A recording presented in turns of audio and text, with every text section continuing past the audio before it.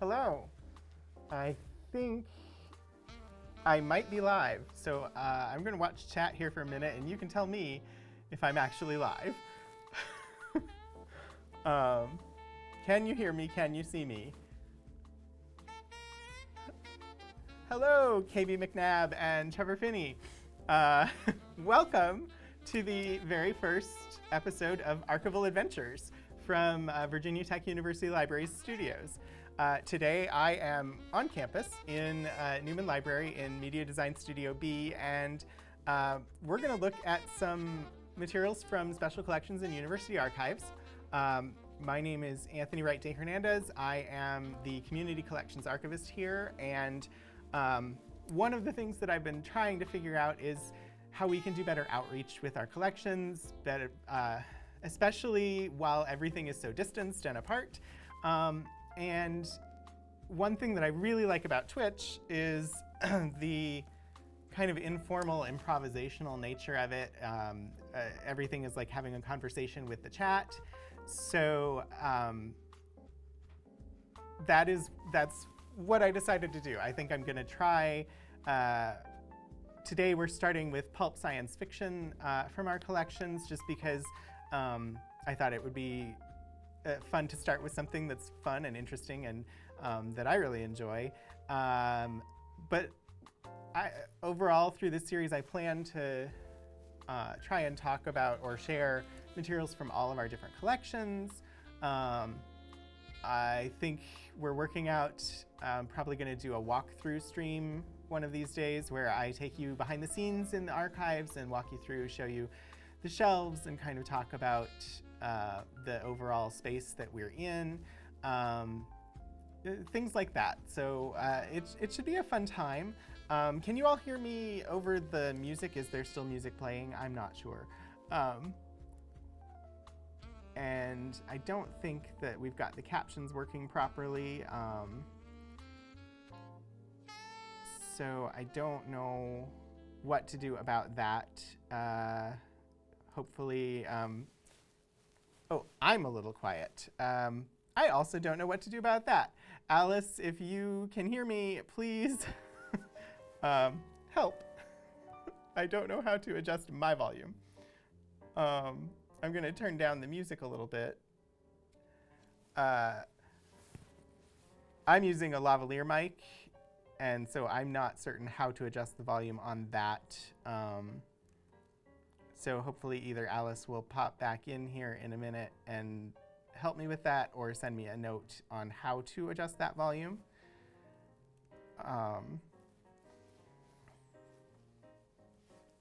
Otherwise, yeah, today's plan is to share pulp science fiction, and I don't have any special green screen background for you today, but I do hope to do that in the future.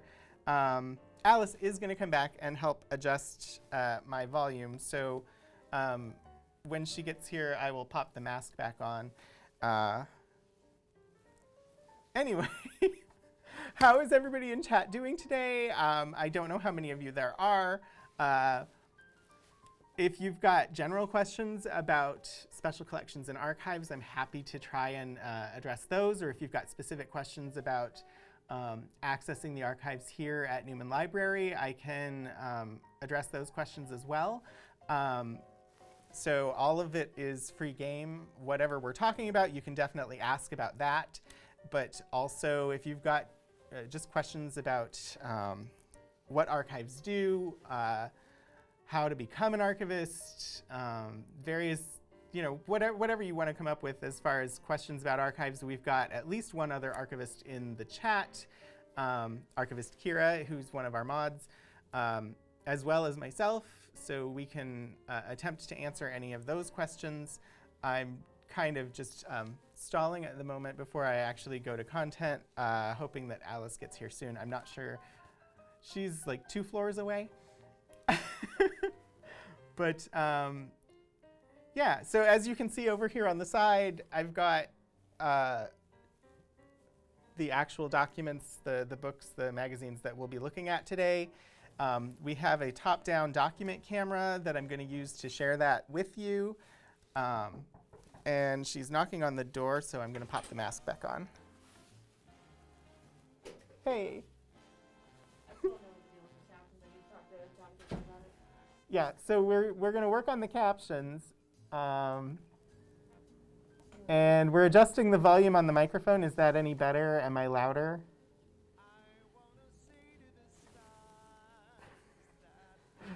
Anybody? Anybody in chat? Can you hear me still? And it's better? Okay. All right, yeah, I'm louder. Thank you, Alice. Do, do, do. All right. Doing live streaming in a public space in the middle of lockdown is complicated. That's a good word for it.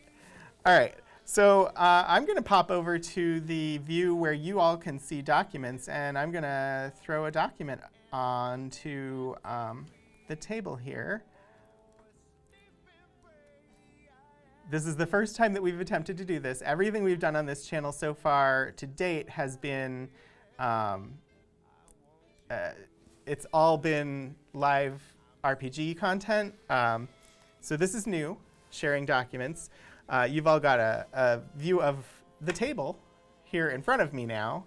And I'm going to slide in one of these and see if, okay, good. So the first one I've got here, Fantastic Stories of Imagination. The Shrine of Temptation by Judith Merrill is the item highlighted on the cover. And stories by R. Bretner, J. Williamson, Ward Moore, and Avram Davidson. It looks like this was in an April issue. It doesn't have the year on the front, so we'll have to look for the year in a minute.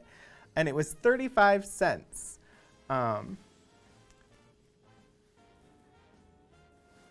So if I pull up the side here, I think you'll be able to see it. I'm just looking at the stream to kind of adjust this. Nope, wrong way.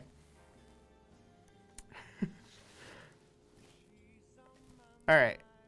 So this is April 1962, volume 11, number 4 of Fantastic Stories of Imagination. One thing that I really like about Pulp Sci-Fi is the art on the front, which can be actually harder to find information about. I pulled the items for today at random. I've not looked at them before in depth. I've not researched them. So the part of my goal with this today is for us to look at them together. So the first thing I want to know about is Fantastic Stories of Imagination. It is a pulp magazine that I have not specifically heard of before. So what I'm going to do is I'm actually going to go to the internet and see what I can learn about it. So I think I have a screen share set up that will let you see while I'm doing that. Yes, okay. So I'm going to start at the Virginia Tech University Library's webpage to the internet. And we have in here a list of databases, and that's where I'm going to go because a good starting point for researching the Pulp Sci-Fi is the Encyclopedia of Science Fiction. So I'm going to search for science fiction on our list of databases, and here we have a link to the Encyclopedia of Science Fiction, which is a free resource on the internet. Anybody can go there. It's just sf-encyclopedia.com. And it is a really good resource for learning about science fiction authors. The magazine should show up. If not, we'll pull up some of the authors in it. Let's see, fantastic. And now I'm typing with multiple people watching me, which always means I'm going to mistype things. Fantastic stories of imagination. Right, so we do have a publication entry for the magazine itself. It looks like this is the form of title used by Fantastic from October 1960 to June 1965. So Fantastic is a slightly more known title for the magazine. It looks like it was also a title used by Pirate Writings from spring 2000. But since this is April 1962, it's going to be Fantastic. Yeah, so Fantastic. I think you should be able to see that. I can try and make it bigger for you here.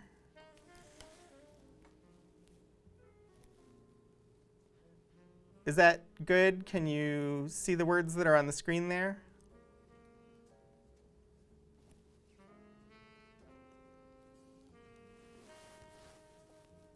All right. Thanks, Alice. Yeah, so this is a digest-sized magazine companion to Amazing Stories. Looks like various editors over the years. So we're looking at 1962, so that would be Seal Goldsmith as the editor.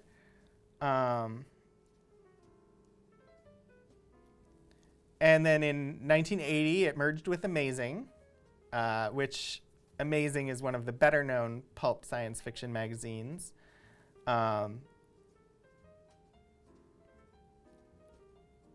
Yeah. So how about we look at some of the authors in here and see what we can learn about them. The author on the cover of the magazine, I'm going to pull up the magazine again so you can see that cover. The first author highlighted here is Judith Merrill. So one of the things that I like to do when I'm looking at these is actually look up the authors and see who they are. Sometimes there'll be names that I know. None of the names on this cover particularly stand out to me. If you're familiar with any of them, definitely pop in chat and tell me.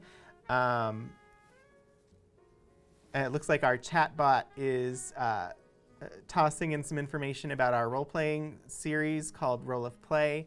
That happens on Fridays and was the only show before today, so we'll probably have to update that bot so that we give you some information on this show occasionally. Yeah, so let's look at Judith Merrill and see what we can learn about her. I'm trying to treat it like I've got two screens. I have two computers.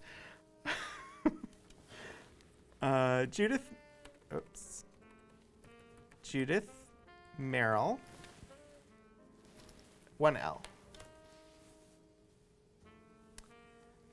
Judith Merrill, author, editor, and critic, 1923 to 1997.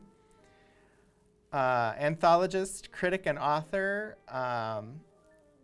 in Canada from 1968. So let's see.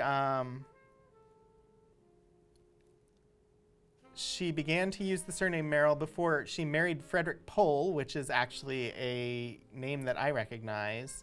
And you'll see he's linked here because he is also a science fiction author. Used the pseudonym Rose Sharon.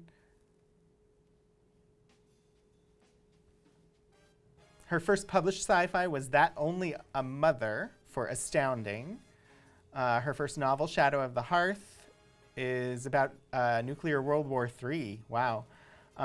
What's this one? The Shrine of Temptation. Let's see if it is mentioned on here somewhere.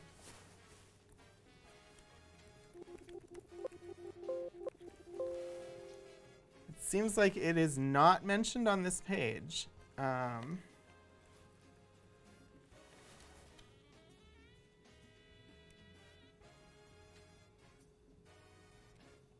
Yeah, so this actually doesn't talk about her work in this magazine at all, which is pretty interesting to me.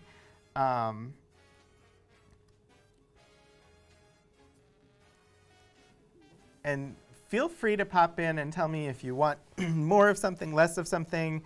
I'm actually going to open the cover. We've looked at the cover. We haven't looked inside the book yet.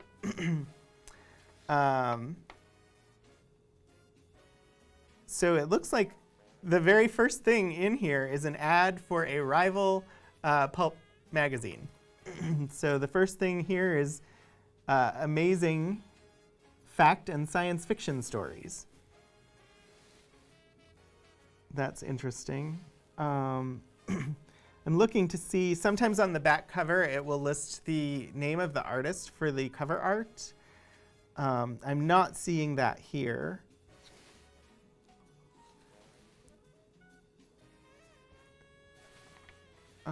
It might be here, though.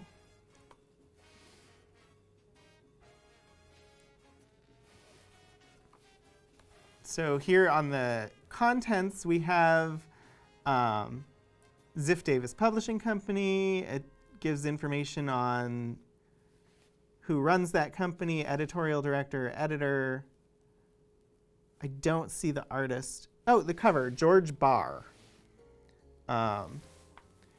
So that is somebody, like I said, I really find the art interesting. A lot of times it doesn't really have anything to do with the content of pulp novels or of pulp magazines, but the art as well as the stories are just as iconic.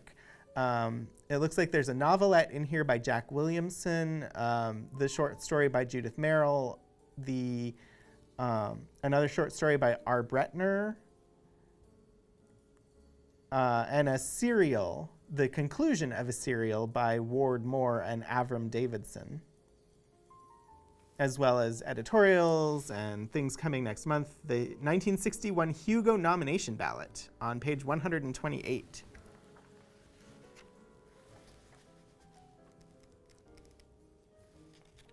Let's see if I can get there.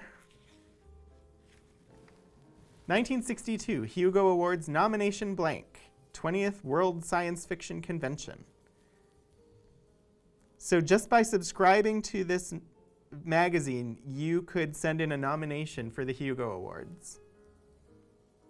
That is pretty interesting to me.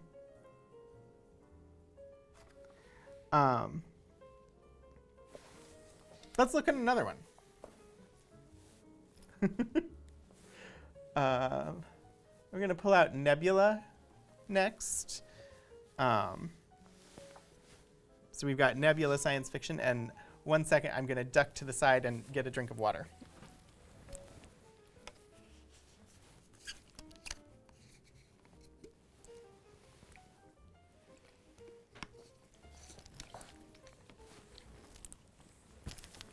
Streaming is a lot of talking.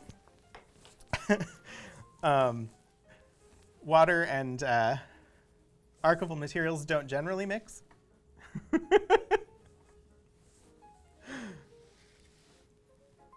All right, so here we have Nebula Science Fiction, autumn 1952. I can zoom in a little bit, I think. I'm going to try and zoom in to show you detail on this cover. Whoa, that's too far. Let me get a different view here on the screen so I know how far I'm zooming. Autofocus. I'm gonna move the book a little bit.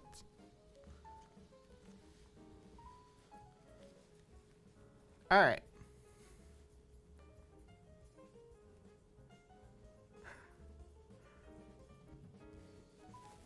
Just go out just a tiny bit more here. This is all brand new. I've not used the document camera before, so this is new to me. There, I think that's got it. Nebula Science Fiction, Autumn, 1952, 120 pages. It looks like this was 50 cents. This is Volume 1, Number 1.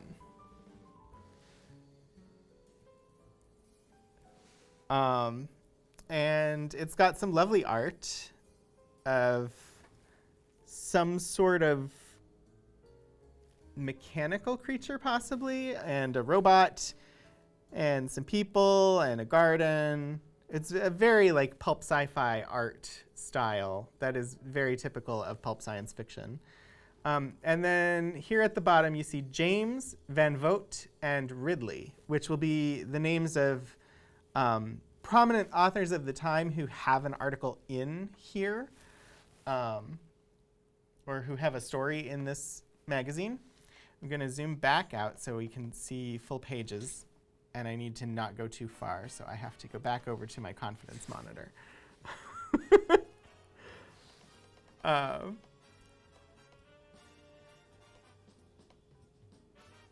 Let's see if I can get the whole thing on here again.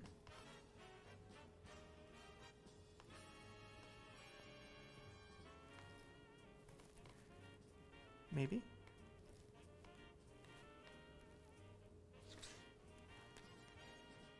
Well, we'll go with it. I don't know. It doesn't seem to want to go any further out. So, all right.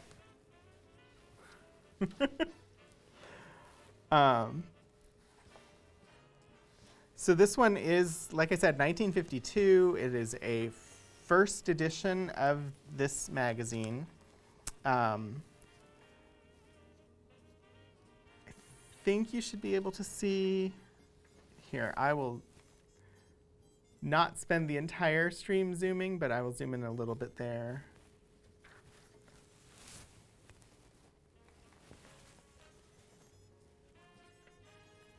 Right, so editor Peter Hamilton Jr. We've got a full-length novel, Robots Never Weep. So a full novel in here, apparently. Short stories. Oh, the Robots Never Weep is from E.R. James. Short stories, Letter from the Stars from A.E. Van Vogt. And The Ass's Ears from Peter J. Ridley. And then articles and departments. Looks like there's an article from the editor. Know Your Author from E.R. James. Do you write science fiction? A competition. Book reviews, guided missives, letter department. The cover by Alan Hunter, illustrating a scene from Robots Never Weep. And it has a disclaimer here at the very bottom. All characters in these stories are entirely fictitious, and any resemblance to persons living or dead is purely coincidental. So we're pretty familiar with that from like the end of movie credits. I don't know that I had ever noticed it in a book before. See if I can get the document camera to go all the way back out again. Nope. That's okay. So let's look up some stuff about Nebula Science Fiction. $4.91 according to the BLS inflation calculator. So this would be a $5 magazine today. Actually, this would probably be a lot more expensive of a magazine today. So 50 cents, paying $4.91 for this today, probably not bad. I bet this would be, I don't know, it could be $5. It could be more like $10 today. I'm going to see if I can, I'm going to bring the screen share live. I'm going to see if I can get the book in the corner of the screen share here for you. We're going to do this live. I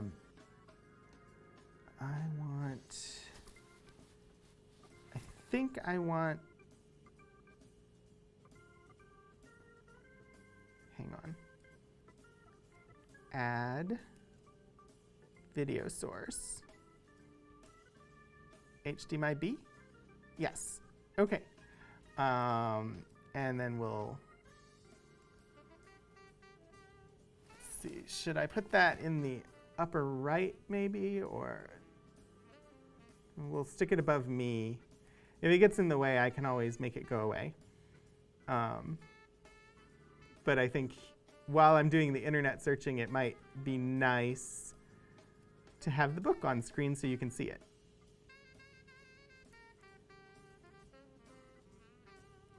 I don't know if that worked. It did. Awesome.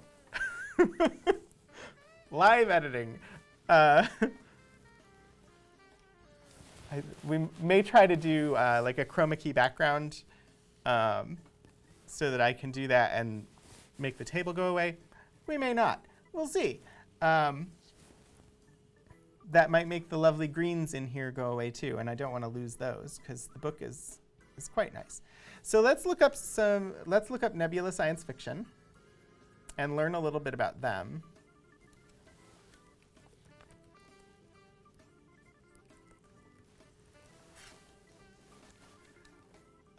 Nebula Science Fiction. It is not an American publication. It is a United Kingdom, large digest-size magazine. They issued 41 issues from autumn 1952 to August 1959. Issues were numbered consecutively after volumes 1 and 2, and there were 4 issues each. So this is volume 1, number 1, and based on that, we could expect volume 1, number 2, 3, and 4. Except apparently what should have been volume 3, number 1 was marked number 9. Publication was quite irregular. It was the first and for nearly half a century the only Scottish science fiction magazine until the launch of Spectrum in 2000.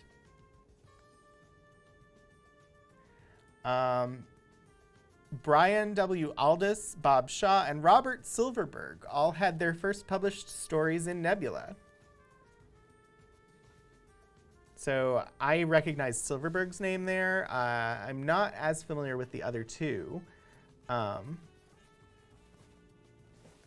have a couple of other issues of Nebula here. I grabbed a box of just Nebula. Because I actually quite like Nebula. I did a blog post for our Special Collections blog about Nebula. It was the very first blog post I ever did for our blog. So let's see. Here we've got, I'm going to switch back to document view. Here we have Nebula Volume 1, Number 2 from spring of 1953, Rayer, Tubb, Ackerman, and Brunner. And if you have followed any of the role-playing games on this channel, you should be familiar with Brunner. Let's see, where is it? Oh no, this is a different Brunner. So here we have F.G. Rayer, K. Houston Brunner, Forrest Ackerman, E.C. Tubb. Yeah, so I'm not familiar with K. Houston Brunner. I was expecting John Brunner.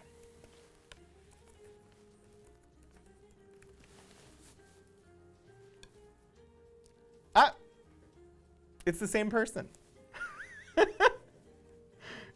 K. Houston Brunner is an alternative form of his name used by John Brunner. So if you've been following our channel at all, we've been doing role-playing games inspired by literature, and the second one that we did was a one-shot inspired by John Brunner's novel, The Sheep Look Up. And so that was a dystopian kind of future novel. And so this short story here, Brain Power, mankind did not find his salvation in the stars, rather his destruction. It looks to be about 10 pages long and is by the same author as wrote that novel that inspired our second one-shot on this channel.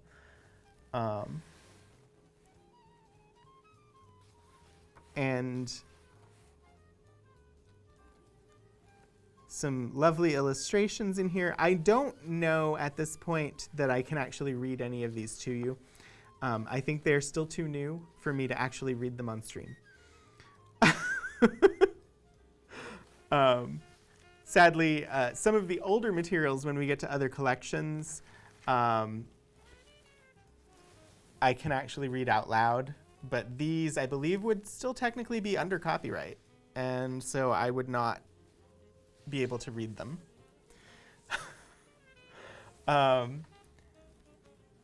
So this is Nebula number 3, apparently. Temple, Beaumont, and Tubb.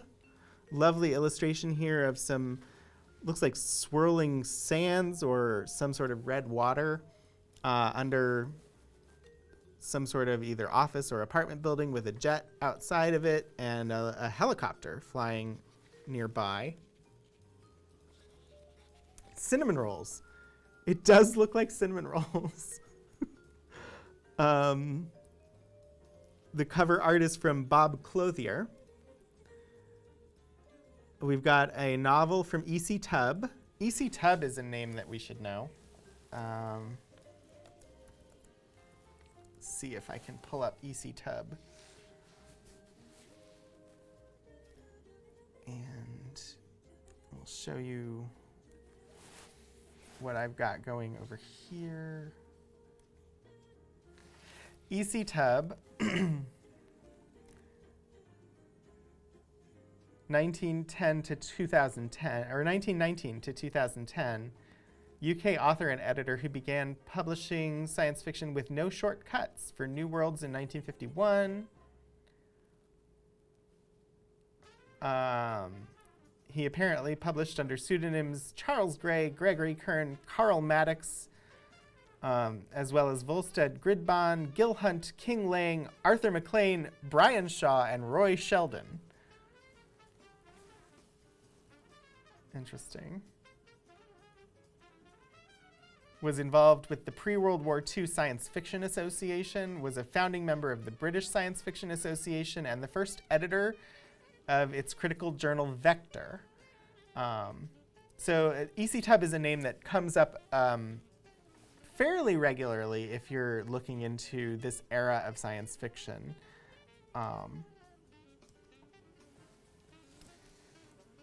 Yeah, so this was summer of 1953.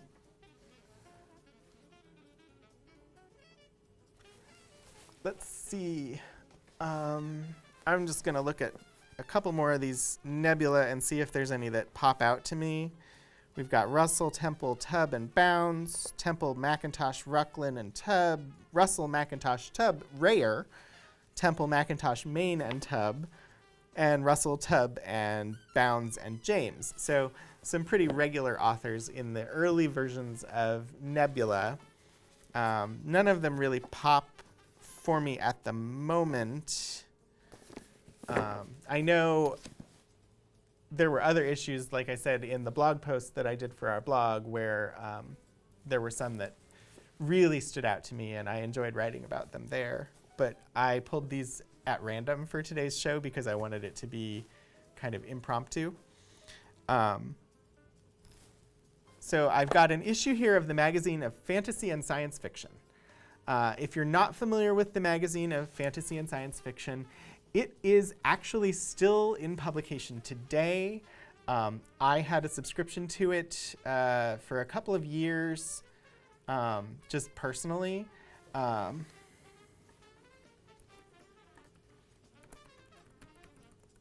I'm going to pull up the entry here,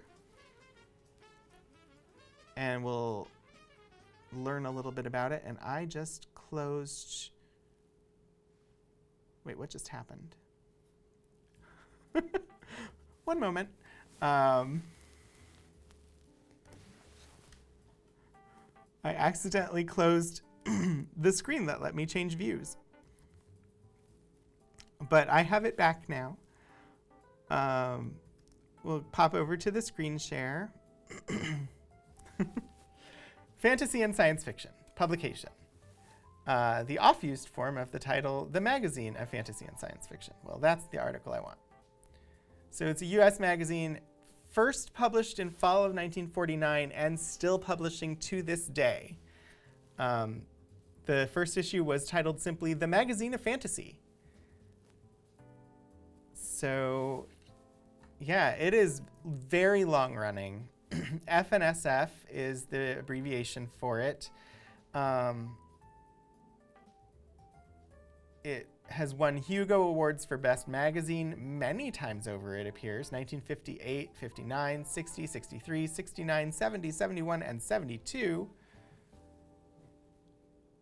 It has serialized novels, but it tends to prefer short stories. The subscription that I had, I started getting the paper books and actually ended up subscribing to it.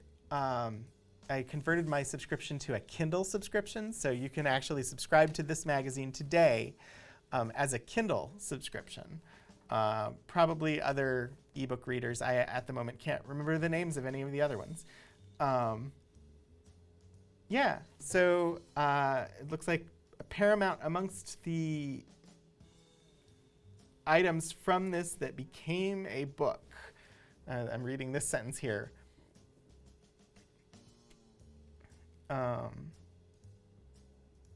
So things that turned into books that were published. Paramount amongst them was a Canticle for Leibowitz, which is a well-known science fiction story, apparently first published in fantasy and science fiction. So let's take a closer look at this. What I find really interesting here, this one, the actual look of this magazine. This magazine is from May 1963, and in form, it is basically identical to the one that I subscribed to in the 2000s. The size of it is the same. The logo is really not that different. Looking at this, I recognize this as a magazine that came to me in the mail in the 2000s, but this is from May of 1963. Here we have, it was 40 cents, and Ray Bradbury, 2 news stories, To the Chicago Abyss and Bright Phoenix. And we have a lovely illustration here of Ray Bradbury on the cover. It looks like the sides of the cover, so the cover on this is just paper. I mean, it's pulp. So pulp was printed on, essentially the term is used to refer to magazines that were printed on paper that wasn't intended to last. These were meant to be read and ultimately disposed of. So having this many from so long ago, this is actually a fairly significant collection. It's by no means the largest. Other special collections in university archives have many, many more. But it is one of the things that I really enjoyed about being here, is actually having these nearby and being able to look at them and use them for instruction. Sit down and read one of the stories from an author that I've loved, who I've never seen, like the original publication of a story. And anybody, because Special Collections is open to the public, anybody could come in for, basically whatever purpose you wanted to. If you wanted to just come in and sit down with one of these magazines and read a story from it, you can come in and sit down with one of these magazines and read a story from it. So that's always a possibility. If you're here in the Blacksburg area and come to Newman Library and you want to come in and see a magazine from this collection, we are open to the public. So here we have a special Ray Bradbury section in this issue. Bradbury, prose poet in the age of space. Bright Phoenix, To the Chicago Abyss, and Index to Works of Ray Bradbury. And then we've got regular other entries from other people. There's an item in here, Science, Just Mooning Around, from Isaac Asimov. We've got an Avram Davidson in here and a Karen Anderson. The cover is by Joe Mugnaini, Mugnaini.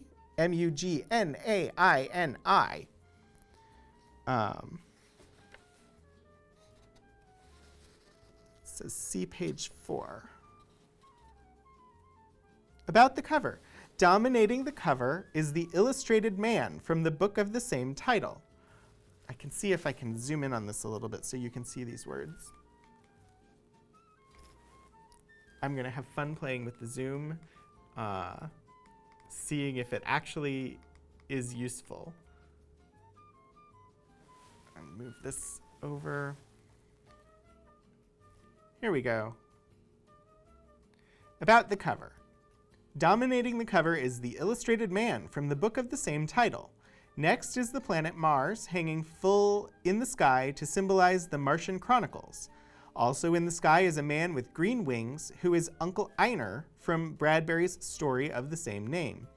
Under him is the legendary figure of Icarus, see page 22. To the left of the illustrated man, we see the paper-costumed figure of the Burning Man in Fahrenheit 451. In the lower left corner, we find the central most evil character in Bradbury's story, Skeleton, M.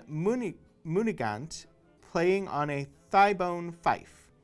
In the far background lies a Martian city, and in the right foreground, a centaur representing a Picasso sand drawing in Bradbury's Medicine for Melancholy tale, A Season of Calm Weather. So there's a lovely little description of what the actual cover illustration is on this.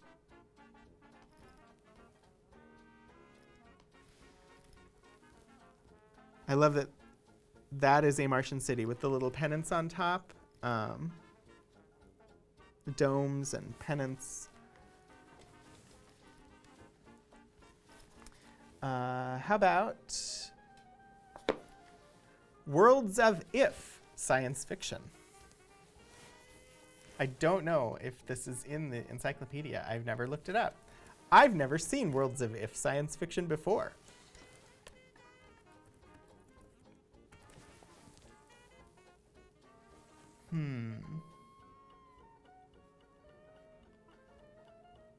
And I don't see an entry. Interesting. Going to a secondary option for finding out information about it. Which is, I'm Googling it. All right, let's see. If magazine comes up in Wikipedia, so I'm going to try it in the encyclopedia here. No. I wonder if it's just their search algorithm that if doesn't work too well. But this gives me a chance to talk about Wikipedia. So I'm going to take you live to a Wikipedia site. Wikipedia is not a bad place to go if you want a basic primer on something, if you're just curious. It is not great for hard research, but it is a great starting point if you just need a basic overview of a topic before you dive deeper. So in wanting to just get a brief kind of introduction to If magazine, this is a great purpose for Wikipedia. If was an American science fiction magazine launched in March 1952 by Quinn Publications and owned by James L. Quinn. Moderately successful, though for most of its run it was not considered to be in the first tier of science fiction magazines. Apparently, Frederick Pohl was one of its editors, and it won a Hugo Award while he was editing. It published Robert Heinlein's novel, The Moon is a Harsh Mistress, and Harlan Ellison's short story, I Have No Mouth and I Must Scream. The most prominent writer to make his first sale to IF was Larry Niven, whose story The Coldest Place appeared in the December 1964 issue. It later merged into Galaxy Science Fiction after the December 1974 issue, which was its 175th issue overall. So let's take a look at the magazine. And again, if you've got questions, if you want a closer look at something, let me know. I'm happy to spend a little more time on an individual magazine or on a short story. I would be willing to read a short excerpt from a story. I just can't read the entire thing because, like I said, these are a bit too new for me to do that live on air. Especially without having researched the rights issues ahead of time. So we've got IF Science Fiction listed here. We've got Frank Herbert, George Zebrowski, Ed Bryant, Basil Wells, and others. March 1970, this was 60 cents. Worlds of IF Science Fiction. It looks like we have an illustration of somebody in a spacesuit on presumably the moon. That looks like the Earth with a stylized rendition of the magnetic field around it. And the cover articles in this magazine are Of War and the Moon, SOS, by Poul Anderson, The Thing in the Stone by Clifford Simak, and Telemart 3 by Bob Shaw. And it looks like their motto for the magazine at this time in March 1970 is IF, the magazine of alternatives.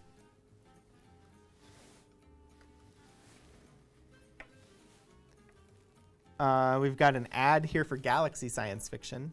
That's interesting. So yeah, novelettes in here. We've got SOS by Poul Anderson. We've got The Thing in the Stone by Clifford Simak. Whipping Star by Frank Herbert. Telemart 3 by Bob Shaw. The Ethics of Trade by Timothy Brown. In the Silent World by Ed Bryant. Traps by George Zebrowski and Jack Dan. The Time Judge by Danny Platcha. Love Thy Neighbor by E. Clayton McCarty, and All Brothers Are Men by Basil Wells. And then features Hue and Cry and the Science Fiction Calendar. Cover art is by Mark Gilbert and was suggested by SOS. So the cover art is suggested by Poul Anderson's story SOS. I take suggested to mean loosely inspired by, meaning that the artist probably has no idea what the content of SOS is or got a very brief description, which, like I said, was not atypical for these pulp magazines. The cover art would say it was linked to a story, and you'd read the story, and the scene depicted in the cover art is nowhere in the story.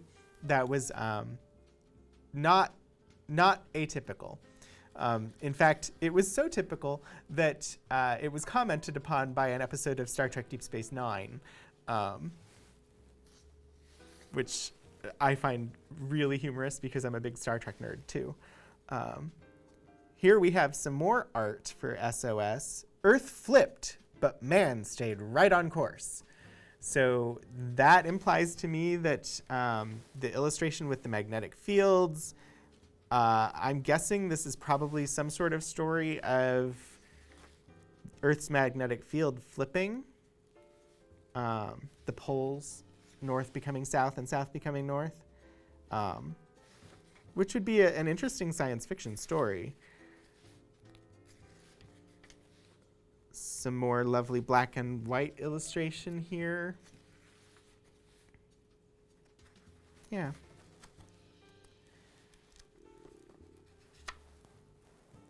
Oh, and we have an anti-smoking ad That's interesting.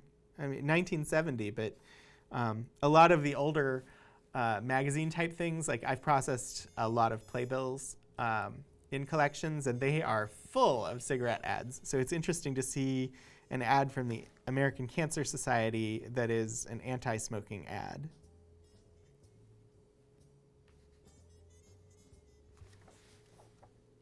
Send us 10 cents and we'll show you how to cast your own professional horoscope.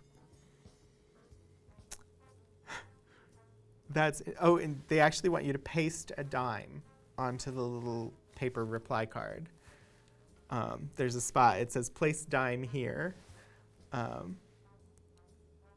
So clearly these are the kinds of like magazine ads where generally aimed at kids. You would see things like this in like Boy's Life, definitely like youth focused. And you'd get things like X-ray glasses, or here they're claiming that they're going to send you everything you need to be able to do your own horoscope for only 10 cents, which I don't know. Doing your horoscope isn't terribly difficult with a little bit of information. So I'm a little leery of what you would actually get sent to you when you only paid 10 cents. Because even in 1970, 10 cents wasn't a lot. So here we have astounding science fiction. January 1959, 35 cents. And the story illustrated on the front is Merry Christmas. There are no authors mentioned. It looks like we have the artist has their signature actually in the art, Kelly Freas, F-R-E-A-S. Street and Smith's Astounding Science Fiction, January 1959.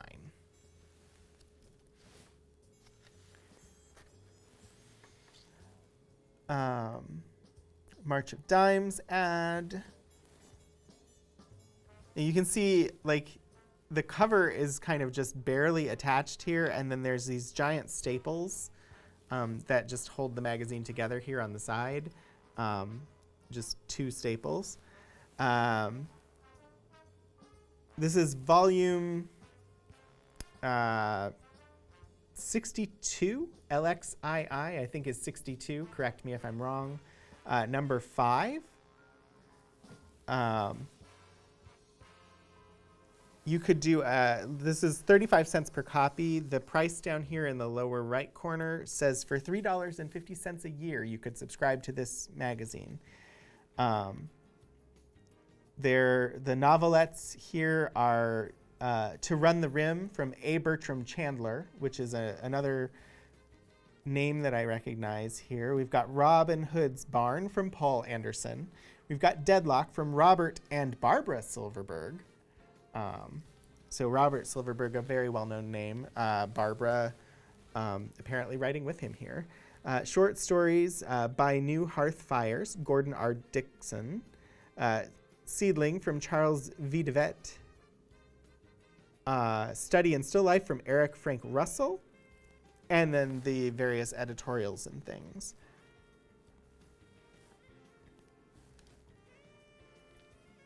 So definitely let me know if there's something specific you want me to look at in the novel here, or in the item here. A. Bertram Chandler, Run the Rim. There are some men for whom security is no reward, but it takes time to learn that. And so they've got lovely little illustrations in here along with the text. And they actually do credit the illustrators. But you can see the paper here has yellowed. It's actually in very good condition. They're not crumbling at all. But this was definitely acidic paper. So it started to yellow over time. But yeah, these pages are in very, very good condition. The pulp science fiction that we have in our collection is from, it was basically all came from the same donor, whose name my brain will not give me right now. I will have it for you in 1 second.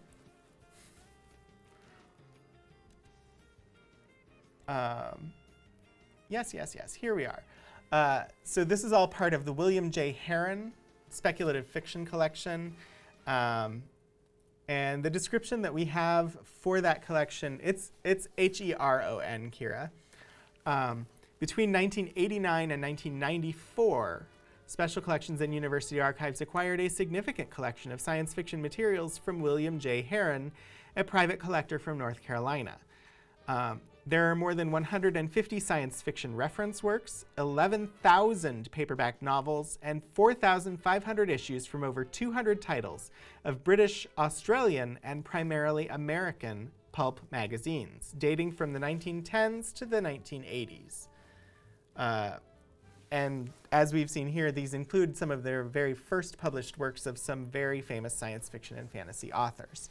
So just a private collector from North Carolina who had collected these magazines over the years and decided to donate them to us, and collected not just American, but also British and Australian pulp science fiction.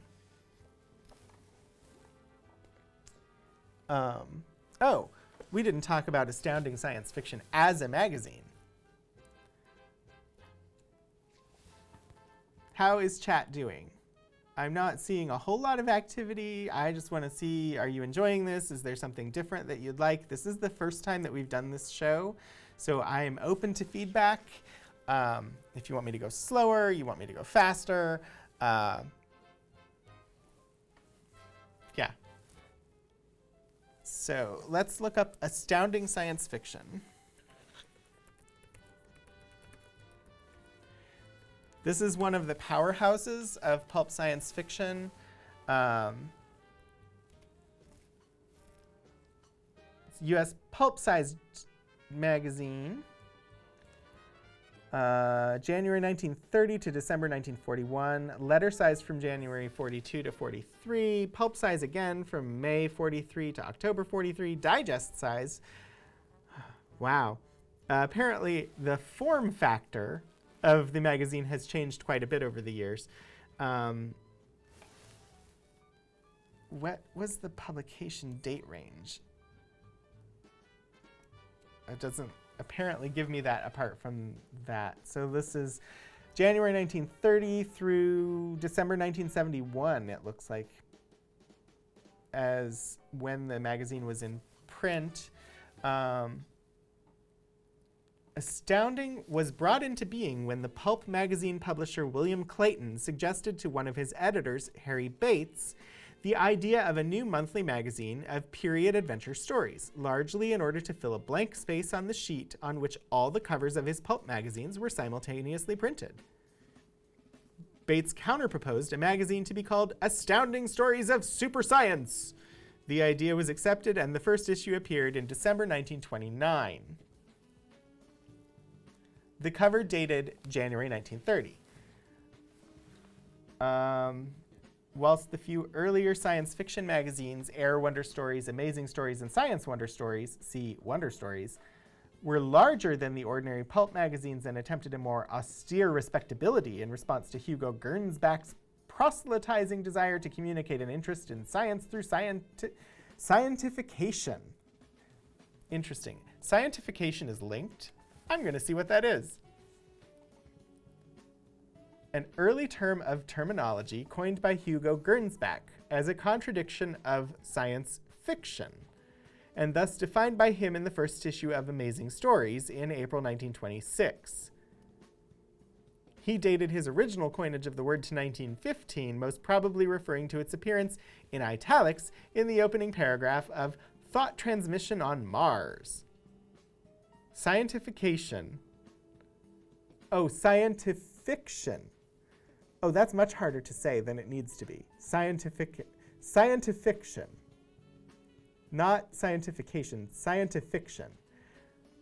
Science fiction is much easier to say than scientifiction.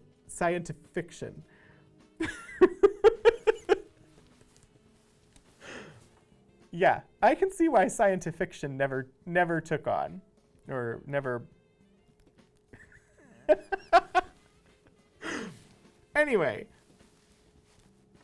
astounding stories, astounding science fiction, very big name. A lot of big name authors had their initial publications in it. Let's see. Astounding continued to dominate the field in the following years. Super science epics in the Campbell style were largely phased out. Stanley G. Weinbaum was a regular contributor during 1935. H.P. Lovecraft's fiction appeared in 1936. Eric Frank Russell. Yeah, so some big names there. H.P. Lovecraft, who, while not without his issues of racism and other themes within his works, huge influence on the horror genre of today, had some of his first work published in this magazine. And if we went digging through, it is entirely possible that we would have a 1936 issue of Astounding Science Fiction with some of the original Lovecraft ever published. I would have to dig. Like I said, I pulled these at random, so I didn't really go digging for kernels and nuggets like that. But you're welcome to come to the archives and look for those yourself if you want. Here we have analog science fiction, science fact. Earth, Air, Fire, and Water. Stephen Namath, William Walling. So this is February 1974, 60 cents. And analog is another of the big names in pulp science fiction. Let's take a look inside, and then we'll pull up the entry in the encyclopedia. I will note here 60 cents, 30p. So it's got both the American and British price on there. Looks like this one had a stamp in it. The stamp reads, and it's kind of hard to make out. I'll see if I can zoom in. Kira is noting in chat, we also do have a pulp issue from the 1950s when the first publication of L. Ron Hubbard's Dianetics in it, or with. Zoom in and see if I can get this stamp. Because of the cross-writing on here, the two different texts, it might be hard for you to see the stamp. And all right.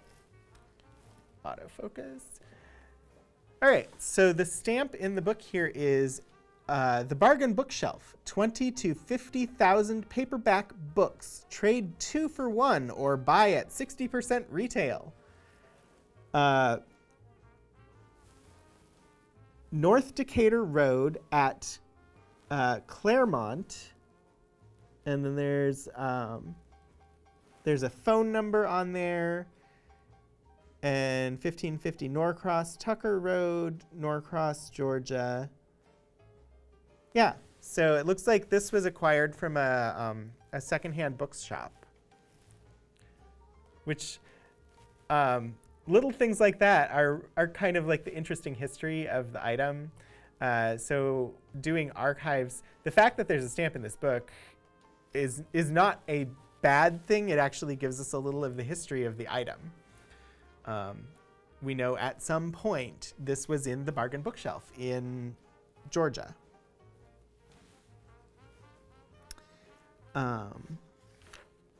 But thankfully, it was not on the title page. The title page in analog has all of like the legalese sideways over here on the side in this gray bar. And then they've got like the editor information here at the top. If I don't know if you can see it, it's really tiny on my screen. The editor for analog at this time was Ben Bova, which might be a name that you recognize from science fiction. He is a very famous science fiction author. He was the editor of Analog Science Fiction Science Fact in February 1974. So we have a serial here, Earth, Air, Fire, and Water by Stephen Namath and William Walling. We have some novelettes. We have A Mind of His Own by Joe Haldeman, who is also a big name in science fiction. We have Wet Blanket by P.J. Plowger. A bonus for Dr. Hardwick by Brian C. Code. Short stories, Violence on TV by Glenn L. Gillette. The Amphibious Cavalry Gap by J.J. Tremblay, also known as told to James E. Thompson. It's interesting. Tremblay is a name I recognize. Thompson is not, and I'm very curious about the as told to. So that would be something where I would enjoy digging into this a little bit more and seeing if I can figure that out. Science Fact, The Artist and the Computer by David L. Heiserman. And then the various articles, like letters, or the editor's article, etc. I'm going to pull up page 106, The Amphibious Cavalry Gap, and see if it says anything about the as told to.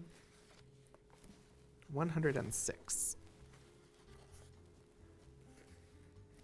Some lovely art here. Page 106, we've got a horse on a jet-powered surfboard with a man on his back holding a rocket launcher of some sort. It's a very interesting illustration. I mean, that is definitely a very well-muscled horse with some sort of, I don't know, radar scope over its eyes, a man in a spacesuit helmet with a rocket launcher, and the horse is on a jet-powered surfboard. So quite interesting there. Sorry. J.J. Tremblay, Special Advisor, Naval Research and Development Commission on New Weapons Systems, as told to James E. Thompson.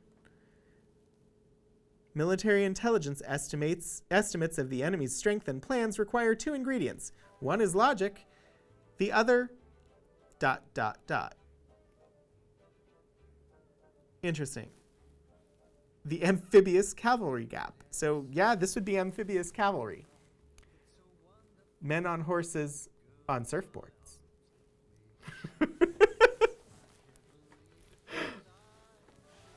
I am really, really confused by that.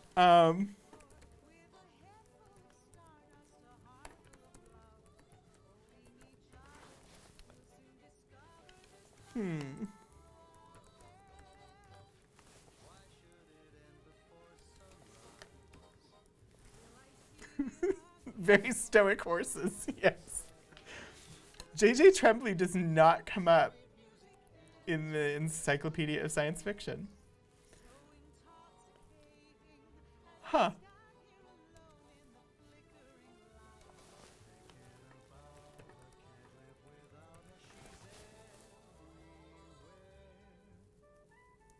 Well, that will be something to research for a future time, because I'm not getting any immediate hits, so I can't really add more to that story. It's a very interesting illustration and a very intriguing note about as told to. I'm wondering if that is just stylistically the way that James E. Thompson decided to tell the story. Like, here's a thing that I heard from this fictitious person I just made up. It's a pretty short story, too. It's only about 2 pages long.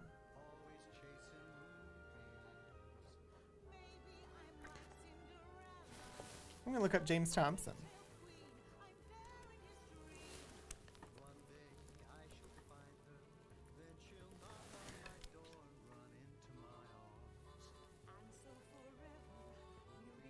See, we're getting into the depths here. I mean, this is a prominent novel, but James E. Thompson does not show up as in the Encyclopedia of Fantasy and Science Fiction either. There's a couple of them in here. American businessman, Scottish poet and playwright, U.S. Army officer.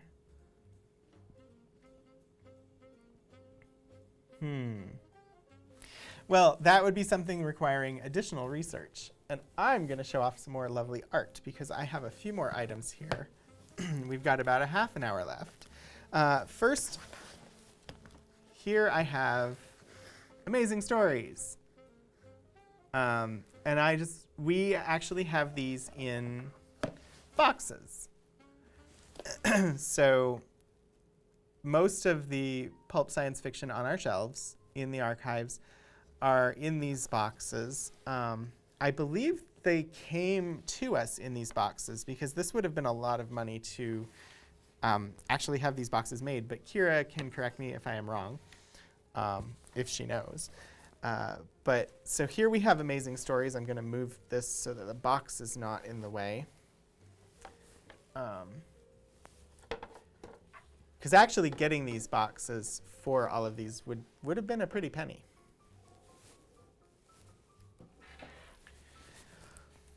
All right. First up, we have Amazing Stories, July 1935. 25 cents.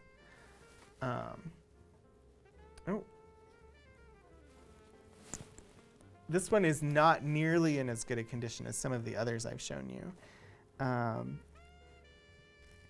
The Inner World by A. Hyatt Verrill. Looks like H. Vincent and N.R. Jones, possibly. But the edges are fraying. This is volume 10, number 4, from July 1935. And Kira said she's not totally sure. Since they're custom, we may have bought them, but it predates most of our current staff. They're definitely old enough that the adhesive on the Velcro has started to come off, or has dried up, and so the Velcro comes off, but they still help to protect things like this, where the magazine itself is in deteriorating condition. I'm not going to do too much of this. Here we've got the ads on the inner page here. And then we have the title page. So Amazing Stories, Science Fiction, Volume 10, Number 4, July 1935. It starts with an editorial, The Future of Power on Our Earth by T. O'Connor Sloan, Ph.D. And then we've got some serials. So if you're not familiar, serials in magazines, a lot of older stories got published as serials. So you'd get a chapter or two in a magazine and you'd have to wait a month for the next chapter. And that's how a lot of early science fiction stories from very prominent science fiction novelists today, like people who you think of, and you think like, who did we just mention? The Cthulhu mythos, his name has already left my head. Anyway, somebody will throw it in chat, because thank you, Lovecraft. A lot of Lovecraft, it's just short stories. Like we think of Cthulhu and the Cthulhu mythos, if you're at all familiar with that, you think of it as this block if you've never gone back to actually read, but it was a lot of short stories and a lot of it was published in serial form in magazines like this. And a lot of early science fiction, or a lot of like the science fiction authors that we're familiar with today, like Heinlein, their stories were initially published a chapter at a time in magazines before they were ever published as a novel. And in fact, like The Hitchhiker's Guide to the Galaxy, if you're familiar at all with that, we're familiar today with the movie, and there was a British television series. It actually started as a radio serial. So it was a radio program and then was written in serial form in magazines and published as a novel and turned into a TV show and a television series, and there are discrepancies in the story in all those different forms because it was intended originally as a radio program and wasn't intended necessarily to hold together. It was intended as individual chunks. So here we have, let's see, serials. Liners of Time, Part 3 by John Russell Fearn. The Inner World, Part 2 by A. Hyatt Verrill. Stories complete in this issue. So if you're not, if this is like the only issue that you've picked up, you don't have to worry that you missed the first 2 parts of Liners of Time. You can read a complete story by reading Space War by Neil R. Jones, The People of the Arrow by P. Schuyler Miller, Parasite by Harl Vincent, or The Weathermaster by Arthur Cave. And the only reason I know how to pronounce Schuyler when it is spelled that way is thanks to the musical Hamilton. Then there's a science questionnaire, an item called In the Realm of Books, and discussions. Cover and illustrations by Maury. Our cover depicts a scene from The Inner World. So this Amazing Stories is one of those like really early, very iconic pulp science fiction magazines. These are much larger. A lot of the Pulp Sci-Fi is in a smaller form because it was meant to be something you could stuff into your pocket. This is much bigger. I believe we met in the article that we were reading that brought up scientifiction. I believe it mentioned Amazing Stories and the idea that they wanted to, the person publishing it wanted to kind of lift it up, raise it up, so it would make sense that it would be a larger form factor. I would have to go back and double check those facts because I remember that we saw that. I remember seeing that note. I don't remember if it was about Amazing Stories or not. So that would be something I would double check.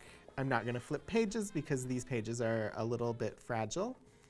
But yeah, 1935. 25 cents, you could get this lovely magazine with a couple of complete stories and continuations of some serials. I'm going to move this one, get the box. No. Just set it to the side for now. In that box were a few more issues. So Amazing Stories from December 1935. Again, 25 cents. We've got depicted here, it looks like 2 individuals. Gender is not really clear on them. Facial illustration, probably masculine, but not really clear. It looks like they've got gun holsters and some cord. Can't really say for sure. They kind of look like riding jockeys. Their hats or their helmets do, but this is paired with a highlight of The Fall of Mercury by Leslie F. Stone.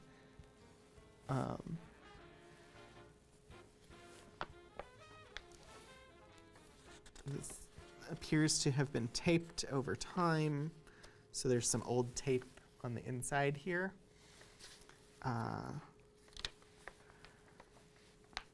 Let's see. The cover illustration is supposed to be related to The Fall of Mercury by Leslie F. Stone. So these are a bit older, and I don't recognize the authors in these issues of Amazing Stories. I bet if I got to some newer issues, something after the 1930s, oh no, my Mercury! I might start recognizing some of the authors. Here we've got October 1935. This is a lovely illustration here of the moon with Earth in the background and this lovely little kind of Art Deco rocket. Another Dimension by George H. Shear, Jr.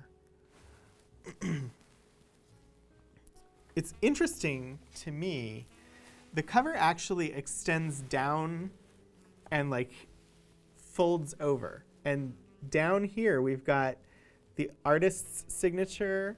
We've got J.W. Skidmore noted here. So it's very interesting to me that the cover, both the front and back cover, kind of fold over the end, which is not something that you typically see today. And it's very interesting to me. I don't know if it's just misaligned or if it was meant to do that, because it doesn't fold over on the top. A little bit more like, looks like somebody was trying to like strengthen the cover with some tape at one point. The cover depicts a scene from another dimension. So they're doing, in this magazine, they're actually pairing the story that is noted on the front. The illustration is meant to go with that story.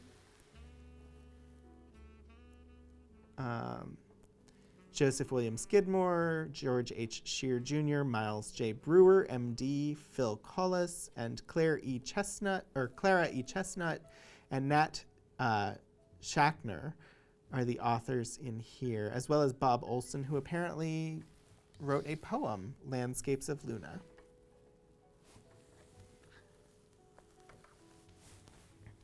Got one more amazing stories here. August 1935, 25 cents. The Golden Planetoid by Stanton A. Coblentz. And here again we have the cover extending down over the end, but the text is actually fully up on here. This golden planetoid appears to have come down to the ground. It's definitely glowing, but it appears to be on the ground.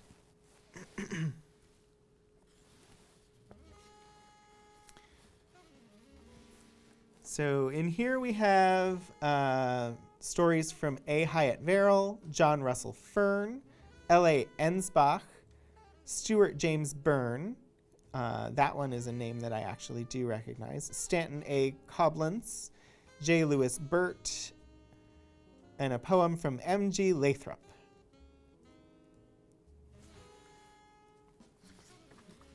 So some lovely illustration, very geometric illustration. Here we've got an illustration paired with a story called The Kingdom of Thought.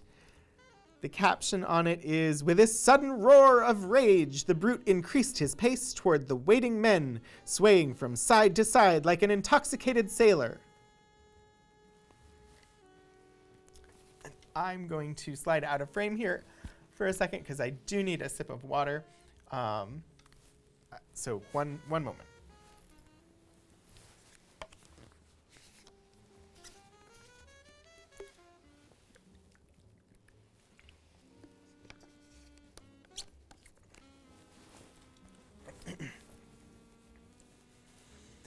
So for any of you who are wondering, water, food, and beverage are not allowed near our collections. The water that I have is in a sealed container on the floor on that side of where I am. All of these materials are up here on the table on my left.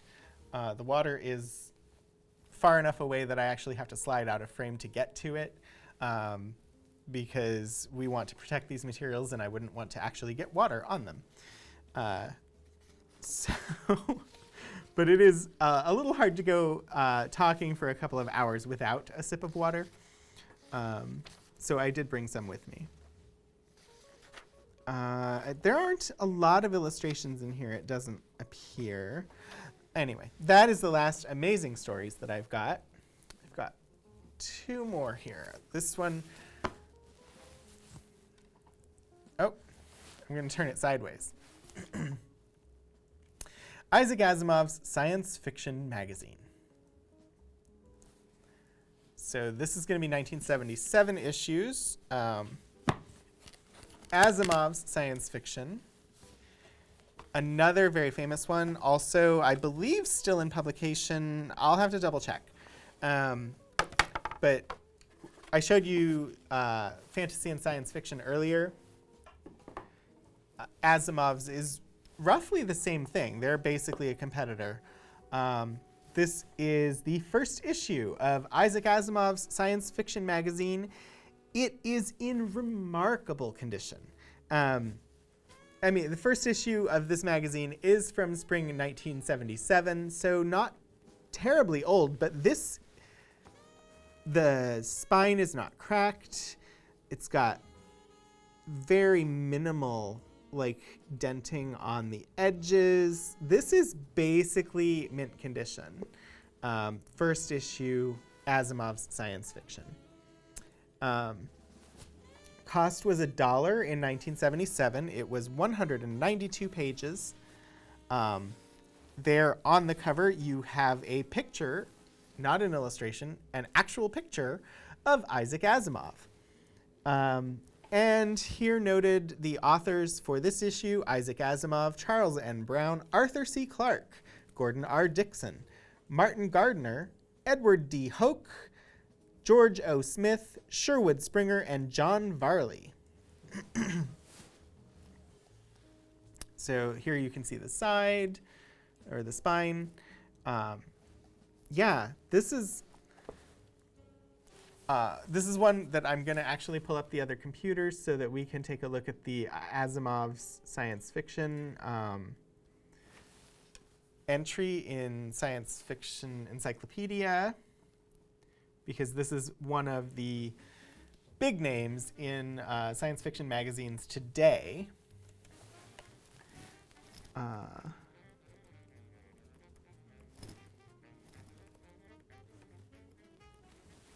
Isaac Asimov's science fiction magazine. See Asimov's science fiction. United States Science Fiction Magazine, which began as Isaac Asimov's Science Fiction Magazine in spring 1977, but was retitled Asimov's Science Fiction from November 1992.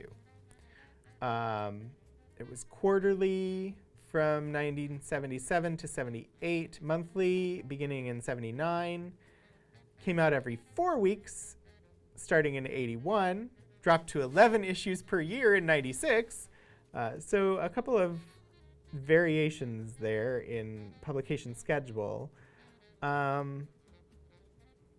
6 double issues a year from 2017. It doesn't say, I think it's still in print, but I'm not 100% certain, and it doesn't say explicitly.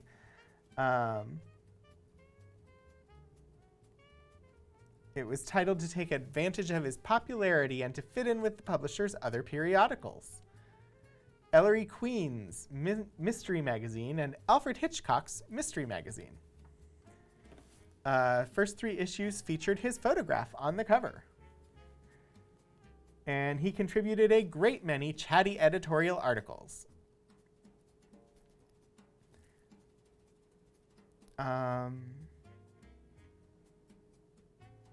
Yeah. As a result, the magazine created an image that was both safe and inoffensive, causing most established writers to see it as a juvenile magazine. This image was further encouraged by the short-lived companion Asimov's SF Adventure magazine.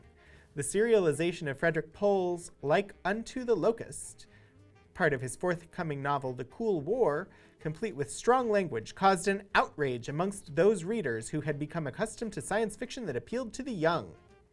And as a consequence, both Asimov and Scythers had to apologize.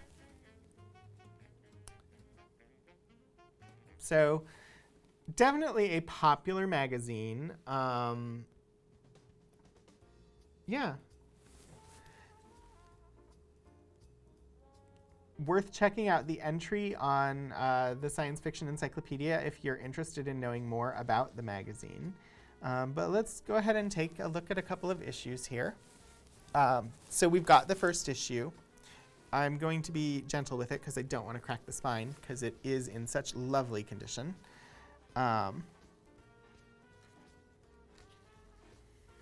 So Asimov's Science Fiction Magazine. Illustrations from Frank Kelly Freyas, Rick Sternbach, Alex Schomburg, and Don Simpson. We have the editorial from Isaac Asimov. We have a story, Goodbye Robinson Crusoe, from John Varley. The Doctor's Dilemma by Martin Gardner. Think by Isaac Asimov. Quarantine by Arthur C. Clarke. The Homesick Chicken by Edward D. Hoke. And Perchance to Dream by Sally Sellers. Air Raid by Herb Boehm. Kinder Tottenlieder by Jonathan Fast. Period of Totality by Fred Saberhagen. The Scorch on Wetzel's Hill by Sherwood Springer. And Coming of Age in Henson's Tube by William John Watkins. And then it looks like the last story is Time Storm by Gordon R. Dixon. So a number of recognizable names there. It doesn't seem like there's very many illustrations. We do have one glossy page inserted here, and it is an ad for cigarettes. There's an illustration here. Being an author, bring an author home with you on LP record. The Ones Who Walk Away from Omelas, as read by the author, Ursula K. Le Guin.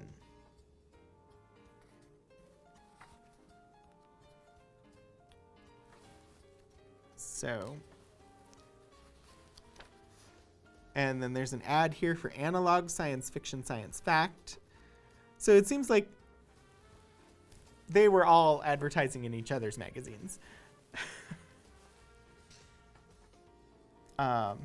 And here we have the second and third issues. These are the three that all had his picture on the front. Yeah.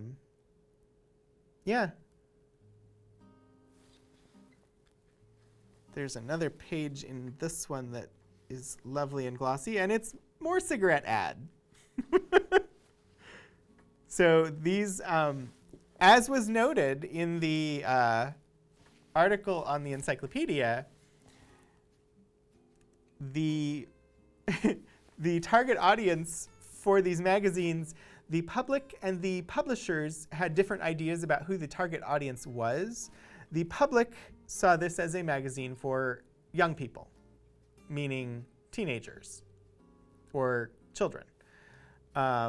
The publishers saw this as a magazine for adults. So it's unclear whether the cigarette ads in here were intended for the audience that the public saw or the audience that the publishers saw. But my guess would be that they actually were intended for the adult audience that the publishers thought this magazine was intended for. Yeah. I have one more box here. We've got 10 minutes. The last one I pulled is Thrilling Wonder Stories. So Thrilling Wonder Stories from 1940.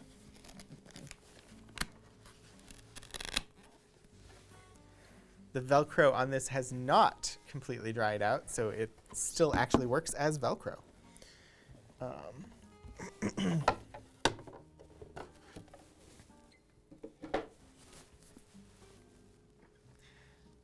So that box has 4 issues in it. The first one here is Thrilling Wonder Stories from September 1940. And this issue was 15 cents, featuring West Point of Tomorrow, a novel of the Planet Patrol by Arthur J. Burks. The motto of the magazine is down here on the lower left. A thrilling publication. And The illustration here is very interesting to me. It appears that everyday people are in line and they go up into this beam, and the beam turns them into these strange sci-fi soldiers. That's what it looks like to me. I am uncertain if that is the actual intent, but that's how I'm interpreting it. The cover on this is a little bit delicate. I'm gonna not bend it too much. So it says Scientifiction's leading monthly. Thrilling Wonder Stories, the magazine of prophetic fiction. Volume 17, number 3, September 1940. So it has in next month's issue and a list of what's going to be next month. But for this one, we have a table of contents. The complete novel, West Point of Tomorrow by Arthur J. Burks. Complete novelettes, The Tyrant of Mars by Frederick Arnold Cummer, Jr. Formula for Life by Max C. Sheridan. Thrilling short stories, The Comedy of Eros by Kelvin Kent. Prospectors of Space by Malcolm Jameson. The Vanquishing Men by Ray Cummings. The Night the World Ended by Edmund Hamilton, and The Stolen Spectrum by Oscar J. Friend. There's a section in here called Scientifacts to go along with the scientifiction. On the cover is a painting by E.K. Bergley depicts a scene from Oscar J. Friend's short story, The Stolen Spectrum, which is on page 108 of this magazine. See if I can get there without damaging the pages.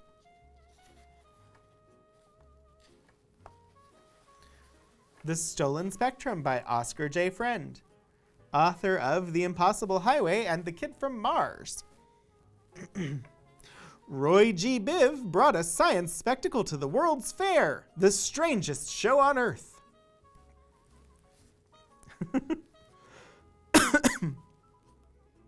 Like a soldier, the man walked into the yellow column unhesitatingly.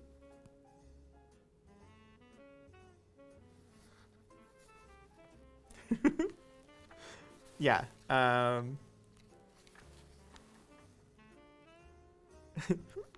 love that Roy G. Biv is a character in this story. And another cigarette ad on the back. So here we have Thrilling Wonder Stories. Again, this is October 1940, still 15 cents, 20 cents in Canada. Man About Time by Kelvin Kent, featuring The Worlds of Tomorrow, an amazing complete novel by Manly Wade Wellman. And Waters of Wrath, a startling novelette by Arthur K. Barnes, a thrilling publication. I'm not sure. This is vaguely reminiscent of like Aquaman or something, but definitely a very large person who has killed a tank with a metal spike. It looks like a railroad tie or a railroad spike. Has got another tank in his hand here, and they're shooting at him. It's a very interesting. It does look like Aquaman with a railroad spike. It's a very, very unusual art.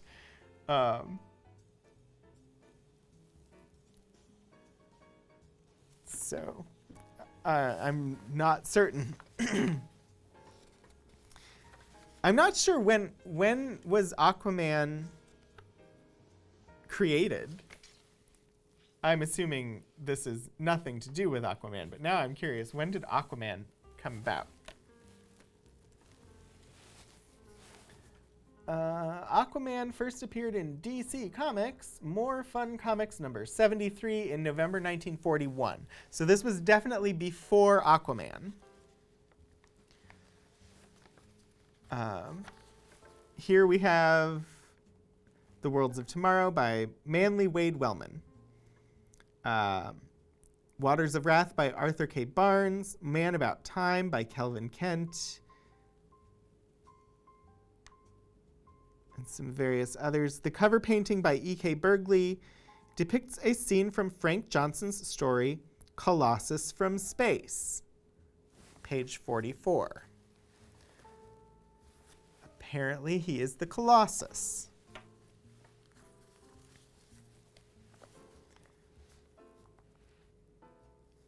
So, Colossus from Space by Frank Johnson, author of Enter the Crimson Mask and Hero's Flight. The Colossus located the couple. Apparently, that is the prompt for the illustration. The world waited for a miracle, and it came from another world.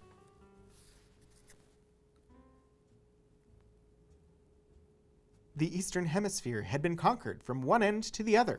It lay in bloody ruin and desolate waste in the wake of the conqueror. And now the madman of the East was marshaling his forces and gathering his sinews of war to invade the last stronghold of health, liberty, and the pursuit of happiness on the globe. So, it's an interesting start.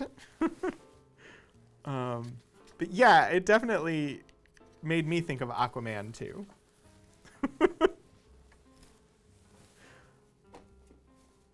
Oh! The back cover this time is not a cigarette ad. It's False Teeth by Mail.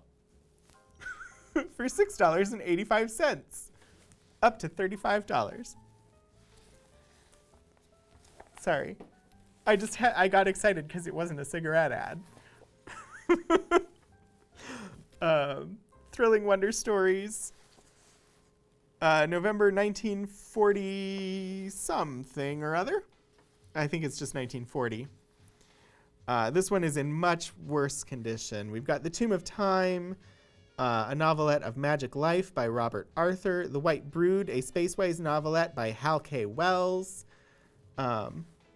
Featuring The Day to Come, a complete novel of Earth's Last Stand by Don Tracy.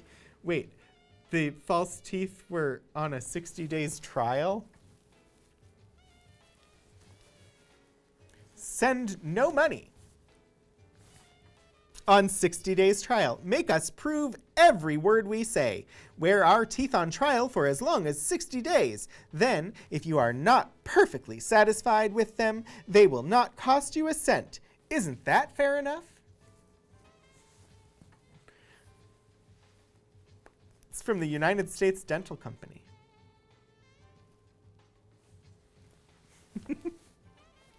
I really enjoy old ads. I'm gonna have to do I'll have to do a stream that is entirely just old advertisements. They are fascinating. Yeah, this one is in very poor condition. So I'm not going to do too much in it. I've got the table of contents here. We've got The Tomb of Time by Robert Arthur. We've got, that's the only name that really pops for me right now.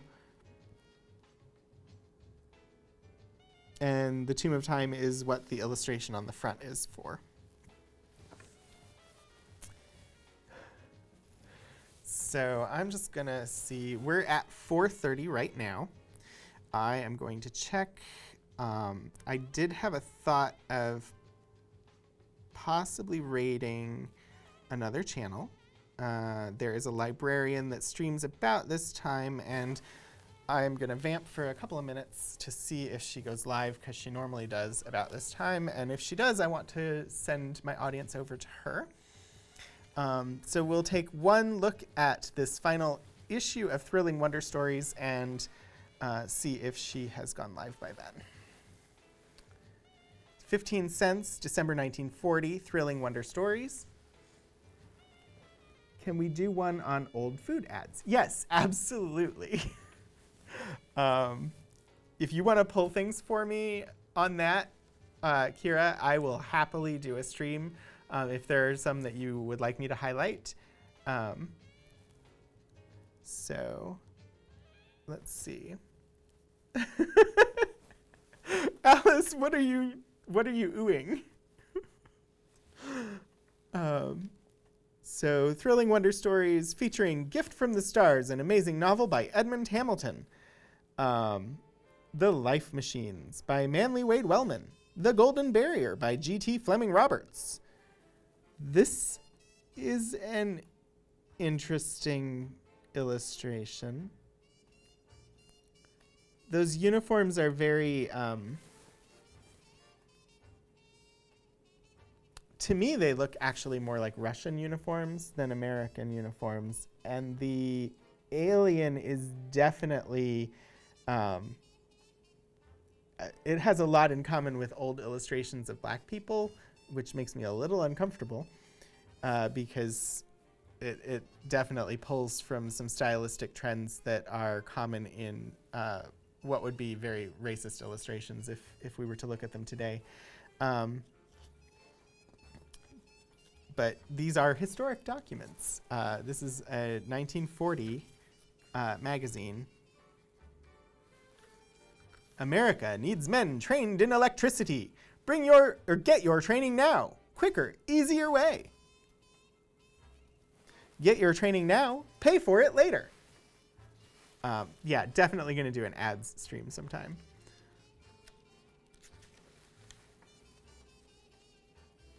Exiled from Earth, Via Intelligence, The Blonde, The Time Machine, and Johnny Bell.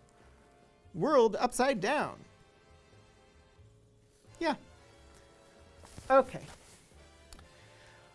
That was the last one I had pulled for today. I don't see a notification that Librarian Liz has gone live, so I'm going to pick someone else, and we are going to do a lovely little raid.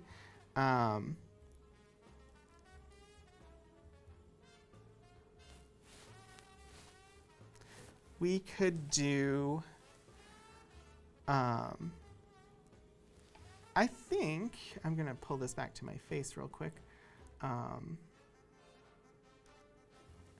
want to thank you all for coming and hanging out with me to look at the Pulp Sci-Fi here. The next time, I'm not exactly sure what the next show is going to be. I have until next Wednesday to decide. But it will be highlighting something from one of our main collecting areas. The pulp science fiction, the whole science fiction area is not really one of our main areas. It sort of falls under history of science and technology. But we do collect in history of science and technology, history of women and the built environment. I'm not ever going to remember all of them off the top of my head because I don't have that wonderful of a memory. American Civil War, history of food and drink, women in the built environment, local and regional history here for Blacksburg and the Appalachian South, history of science and technology, and then university history. So I will pull something from one of those areas and we will take a look at it next week. Right now, since I don't have a librarian to send you over to, I'm going to send you to a stream where a lot of librarians hang out and chat. So I'm going to raid Stephen Kill. He is a streamer out of Edinburgh, Scotland, currently playing a video game called Calico. And his streams are wonderful. And so enjoy. And we'll look to hopefully raid Librarian Liz on a future stream. So thank you all for coming, and hang out for the raid, and say hello to Stephen, and then have a good day.